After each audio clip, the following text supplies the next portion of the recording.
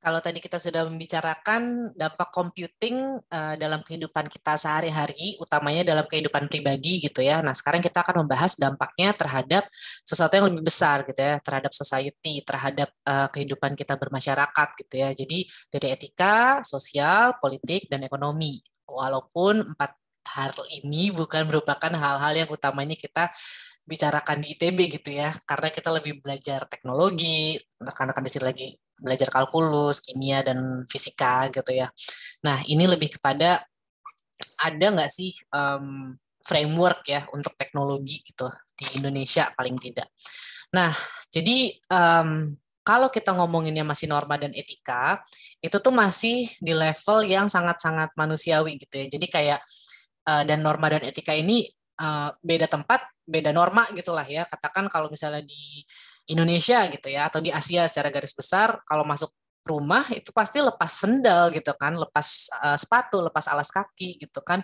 Kecuali kalau misalnya apa sih namanya pemilik rumahnya kayak udah pakai aja gitu kan. Sementara kalau di luar negeri justru ngelepas sepatu itu tuh ya justru kalau misalnya diminta gitu lah kira-kira.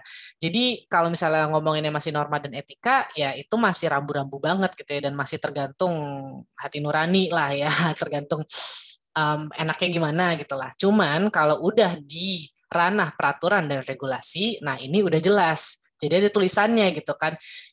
Kayak soal ngelepas sepatu tadi gitu ya, masih norma dan etika kalau misalnya nggak ada tulisannya, nggak jelas gitu kan. Misalnya kalian orang Indonesia main ke rumah orang Prancis aja misalnya gitu kan, biasanya kalian akan nanya dulu perlu copot sepatu nggak, kira-kira kayak gitu kalau kalian punya hati nurani. Tapi kalau misalnya emang udah katakan orang Prancis sama orang Prancis mereka udah biasa aja ya mungkin masuk-masuk aja nggak pakai buka sepatu gitu kan. Dan kita juga kan di Indonesia kalau main ke rumah teman pasti buka sepatu dulu baru masuk gitu ya. Nah tapi dia sudah menjadi peraturan atau regulasi saat ada tulisannya tolong copot gitu ya kan, lepas sepatu di sini gitu kan. Kalau misalnya di tempat-tempat ibadah juga kan ini misalnya batas suci gitu kan, atau lepaskan alas kaki di sini gitu atau tempat alas kaki gitu. Jadi perlu diketahui bahwa yang adanya peraturan atau regulasi ini tuh itu tuh sebenarnya mempermudah gitu ya agar sama-sama nyaman gitu kan. Jadi kan lebih nggak enak ya kalau misalnya katakan kalau di rumah orang mungkin masih nggak apa-apa karena itu masih pribadi. Tapi katakan di sebuah tempat ibadah gitu ya, di tempat ibadah. Terus habis itu kalau orang yang biasa ibadah di situ, kalau misalnya kebetulan itu cocok dengan keyakinannya, dia tahu di mana dia harus lepas sepatu contohnya. Tapi kalau misalnya ada orang lain gitu ya, butuh ke sana untuk alasan apapun, misalnya itu jadi objek turis juga, jauh lebih enak kalau ada tulisannya. Mohon lepas sepatu dibanding nanti dia udah kucuk-kucuk aja nggak pakai sepatu gitu kan, terus dimarahin kalau nggak lepas sepatu gitu kan. Coba kalau ada peraturannya jelas gitu kan, nggak enakan jadinya gitu.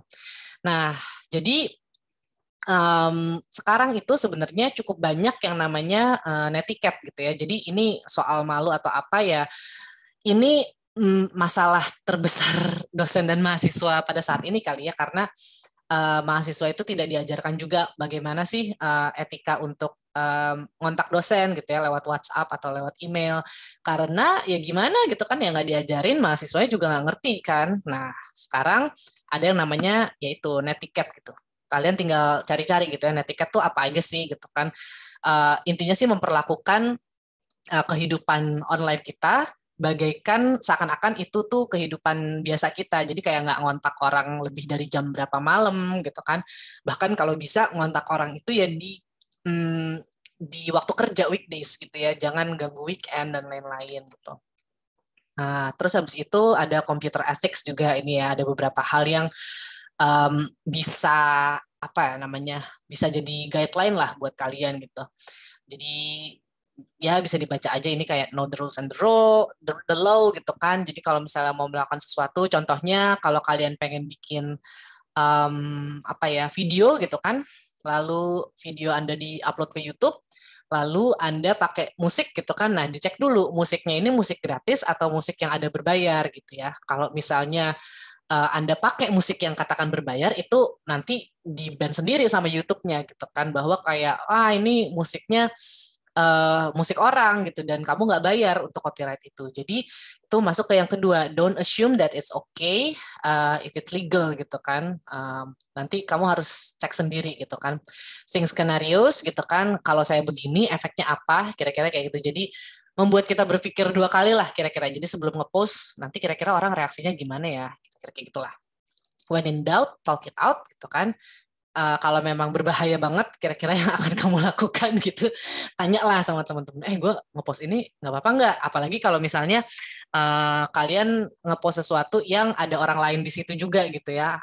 Kalau misalnya foto doang mungkin nggak apa-apa. Cuman pekerjaan, misalnya pekerjaan itu kamu kolaborasi sama orang lain, tanya dulu sama orang itu, boleh nggak gue ngepost ini di blog gue misalnya atau di YouTube gue, lo keberatan nggak gitu atau perlu gue sebut namanya. Jadi dibanding kamu assume gitu ya, walaupun ya video itu kamu yang bikin, kamu yang mixing semuanya, cuman kan tetap aja ada orang lain di situ. Nah itu etikanya kamu harus ngomong dulu, izin lah gitu. Kalau bahasa Sunda memang punten-puntenan gitu ya. Nah terus make yourself proud dalam arti kayak ya jangan membuat diri kamu malu lah kira-kira kan. Golden rule. Golden rule ini apa ya, bisa dicari nanti.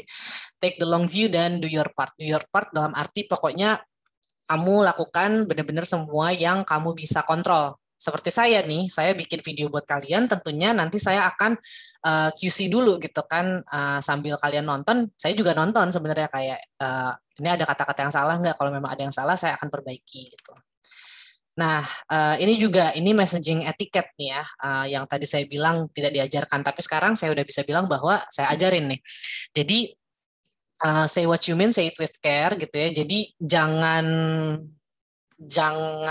terutama kalau dunia profesional ya, kalau dunia pribadi kalian terserah lah, kalian mau ghosting orang, kalian mau nyuekin WhatsApp orang, terserah itu, terserah kalian. Cuman kalau sama orang-orang yang bekerja dengan kalian di dunia profesional maupun dunia pendidikan gitu, jangan ngomong sesuatu yang sifatnya tuh simbolik gitu, kayak kode-kodean gitu ya, ngomong langsung aja gitu, and you should keep it short and proofread your message. Jadi kadang-kadang bahkan saya sebelum ngirim email ke orang penting, itu saya minta proofread dulu sama rekan saya, seenggaknya gitu ya. Ini bener nggak, ada kata-kata yang kira-kira salah nggak? Atau ada informasi yang kira-kira nggak perlu gue kirim nggak? Kira-kira kayak gitu. Dan never, ini bukan don't doang, never assume that you are anonymous gitu. Karena jelas gitu, kalian tuh walaupun kalian pakai pseudonym apapun gitu ya, kalian tetap kelihatan gitu lah ya.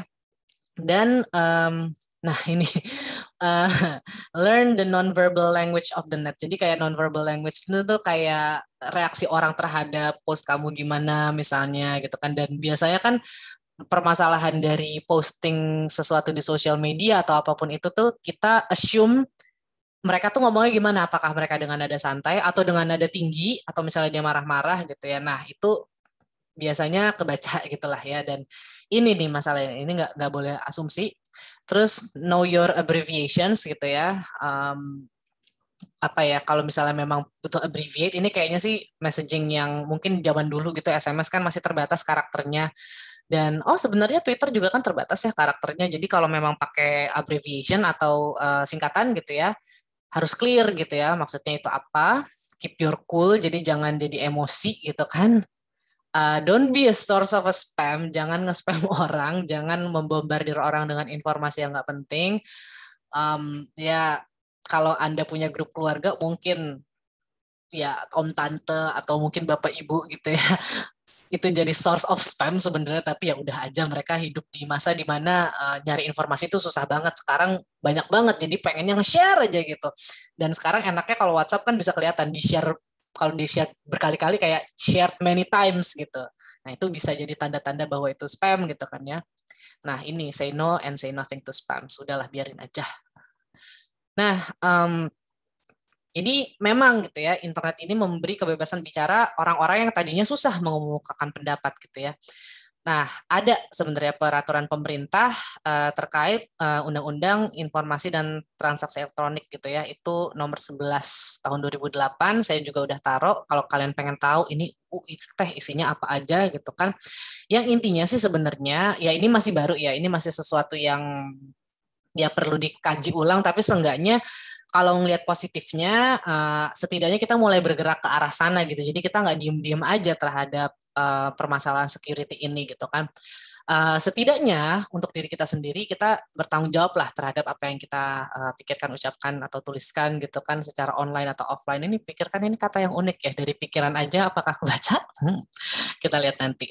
Nah, terus etika adalah prinsip atau standar moral. Nah, jadi kayak ya itu tadi lah, sebelum sebelum ngepost sesuatu, karena masalahnya itu dia. Kadang-kadang kita tuh apa ya, true self kita tuh tidak tergambar di social media self kita gitu.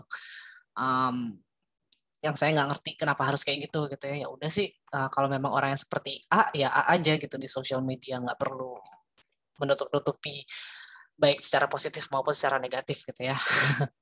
Oke, jejaring sosial gitu ya, ada positifnya. Saya jadi banyak banget sih kayak apa ya, komunikasi. Contohnya di waktu saya sekolah pun gitu ya, di waktu master maupun S3 itu banyak grup-grup yang mereka lebih suka berkomunikasi di Facebook. Jadi mau nggak mau saya mesti ngaktifin Facebook saya lagi pada saat itu, walaupun saya udah nggak pernah make gitu kan. Cuman ya itu dia gitu kan, tentunya ada keburukannya kalau kita terlalu banyak ngasih informasi gitu loh. Jadi satu hal yang perlu kalian ketahui, orang-orang yang hacking gitu ya, itu tuh nanti kalian bisa lihat, kita akan bahas lebih lanjut di cyber security, tapi mereka itu bisa mendapatkan informasi terhadap data-data kalian itu saat kalian yang memperbolehkan mereka masuk. Nah, gitu. Jadi istilahnya kalau kalian nggak memperbolehkan mereka untuk masuk gitu ya, ya mereka nggak bakal dapat apa-apa. Seenggaknya yang saya tahu itu, saya bisa salah gitu ya. Silahkan dicek. Nah, terus ya inilah, hati-hati kalau misalnya nulis sesuatu, siapapun bisa ngejerat kalian sekarang. Ya nggak ngerti lah, saya juga nggak terlalu, saya bukan expert di bidang ini ya, saya nggak akan komentar kalau kalian nanya-nanya sama saya gitu ya, terkait pandangan saya sama kasus-kasus selebriti atau kasus-kasus orang penting di Indonesia terkait penjeratan UU ITE segala macam. Saya nggak bisa ngomong apa-apa, I'm not an expert in that gitu kan, dan saya juga bukan orang penting yang kalau saya nge-tweet sesuatu berbahaya, dan saya juga nggak suka nge-tweet gitu kan. So yeah, just think about it gitu ya, sebelum kamu, walaupun kamu saat ini merasa belum siapa-siapa, cuman hati-hati. Lalu nah, ini sesuatu yang memalukan, tapi kalian harus tahu ini terjadi gitu ya. Jadi ya gitulah. Jadi jangan memproduksi lah, karena memproduksi aja itu sudah ada gitu loh di hukumnya tuh.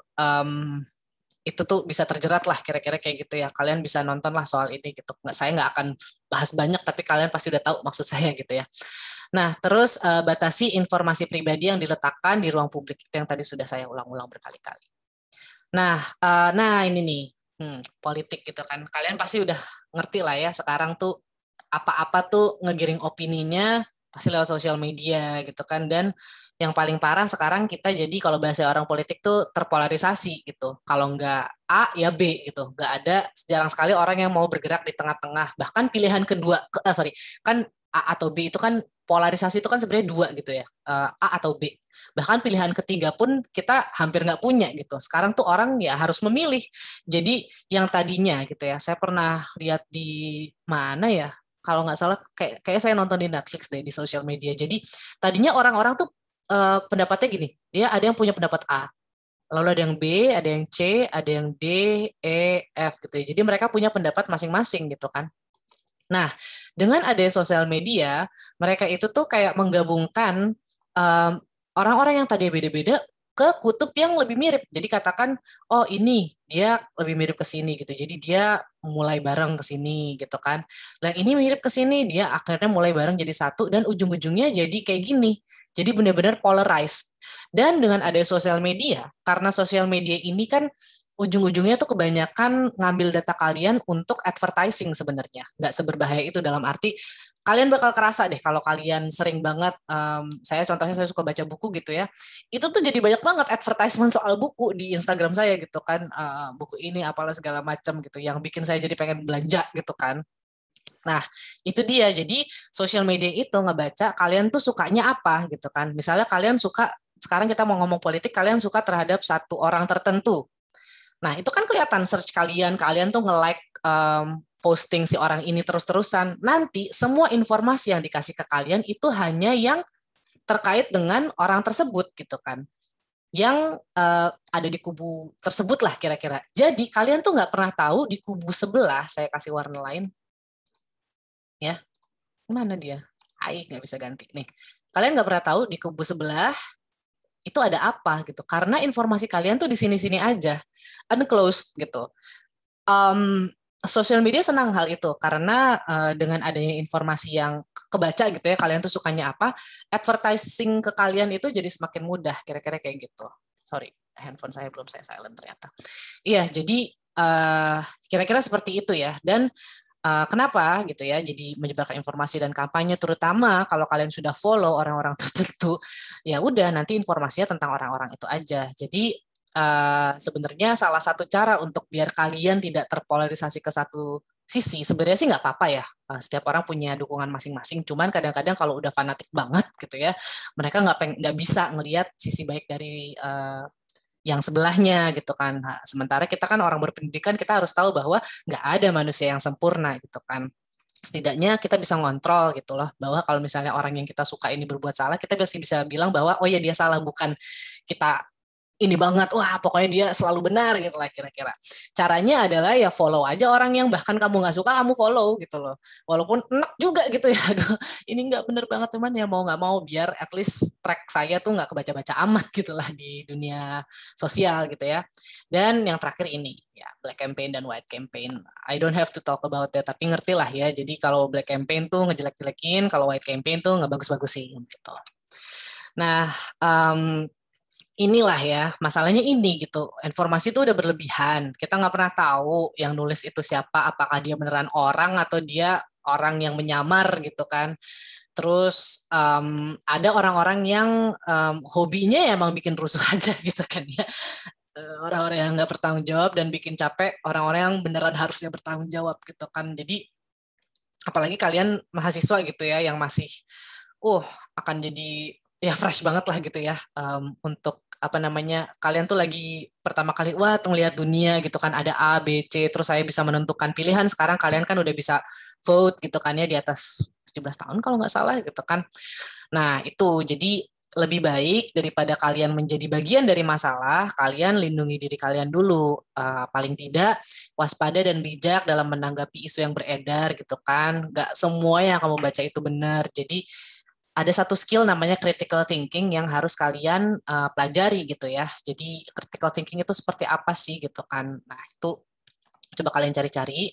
Terus kalau misalnya ada isu yang belum tentu benar, nggak perlu digembar-gemborin gitu ya nanti, karena kalian ini udah punya cap gitu ya bahwa kalian tuh anak ITB.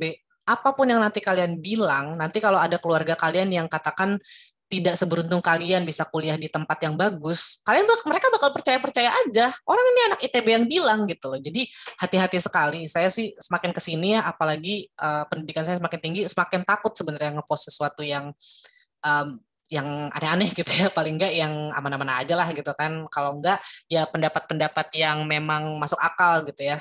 Soal pemberdayaan perempuan gitu-gitu saya masih suka repost. Cuman kalau udah yang penggiringan opini apalagi yang berbahaya, kayak saya suka skip gitu. Bahkan walaupun suka nggak ikhlas, kayak walaupun saya suka pengen unfollow gitu ya, tapi udahlah saya follow aja lah biar saya tetap dapat informasi kubu sebelah sana tuh ngomonginnya apa gitu ya.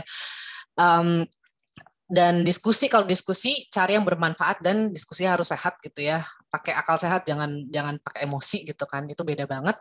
Dan kalau emang ada apa-apa ya laporkan ke pihak yang berwajib gitu ya. Dan pihak yang berwajib ini bisa jadi kayak kalau misalnya kalian merasa nggak nyaman langsung ngomong sama berwajib, bisa ngomong sama orang terdekat kalian, sama dosen atau apa.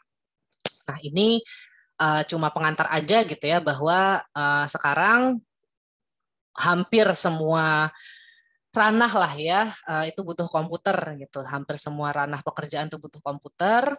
Dan bagaimana caranya Anda bisa bersaing dengan komputer? Tentunya Anda harus lebih pintar dari komputer. Kenapa? Karena sebenarnya komputer itu cuma as far as orang yang nyuruh dia ngapain gitu kan. Apalagi dia punya hardware kan. Kalau hardware rusak udah nggak bisa ngapa-ngapain dia gitu kan. Nah jadi bagaimana kalian tuh bisa ini memang automated factory gitu ya, kayak dia tuh bisa ngapain aja. Sekarang banyak banget pabrik-pabrik yang udah memanfaatkan komputasi segala macam gitu kan. Nah, di office juga gitu kan, banyak banget hal-hal yang butuh komputer gitu kan. Factory jobs decline, office workplace more important ya. Modern offices ya. Jadi kayak kalau dulu lebih banyak pabrik gitu ya, yang dulu tuh kalau zaman industri awal gitu kan itu masih pakai labor. Sekarang mungkin ada beberapa yang terotomasi gitu kan. Waktu itu mereka takut kehilangan pekerjaan, tapi ternyata nggak juga gitu kan. Karena selalu ada pekerjaan baru yang nongol setelah teknologi ini nongol gitu kan. Jadi nah, ini dia nih, ini yang jadi ini permasalahan klasik gitu ya. Jadi orang-orang bilang bahwa wah kalau misalnya banyak otomasi nanti kita kehilangan pekerjaan. Sebenarnya nggak juga gitu kan. Kalau misalnya kalian lebih pintar dari program dan kalian nggak akan kehilangan hal itu gitu kan. Jadi gampangnya kan ya itu dia pekerjaan di masa depan selain daripada gini, kalau kalian baca, saya lupa itu Homo Deus atau Sapiens gitu ya, daripada kalian kerja robek-robekin tiket gitu kan. Sekarang kan udah nggak ada tuh ya. Kalau dulu tuh mau masuk tol tuh ada orang yang robek-robekin tiket, kerjanya tuh kayak gitu. Daripada seperti itu, apa nggak lebih baik kamu menjadi orang yang katakan nge-repair mesinnya kalau misalnya ada masalah gitu kan. Dan itu jadi sesuatu yang jadinya tidak membosankan buat manusia gitu kan. Dan itu lebih membutuhkan otak lah kira-kira dibanding tenaga yang kayak bayangin itu resiko paper cut dan bosannya tuh kayak apa gitu kan. Nah, ini masih lah ya, masih menjadi isu tentunya di dunia kita gitu ya, di negara dunia ketiga, negara-negara berkembang masih jadi isu gitu. Nah, itu yang harus jadi bahan diskusi atau bahan pemikiran kalian. Kira-kira gimana sih caranya Anda bisa tetap bersaing di zaman yang udah terkomputasi ini, gitulah kira-kira. Yang sudah maju ini, yang teknologi udah di mana-mana. Kita ketemu lagi di segmen selanjutnya.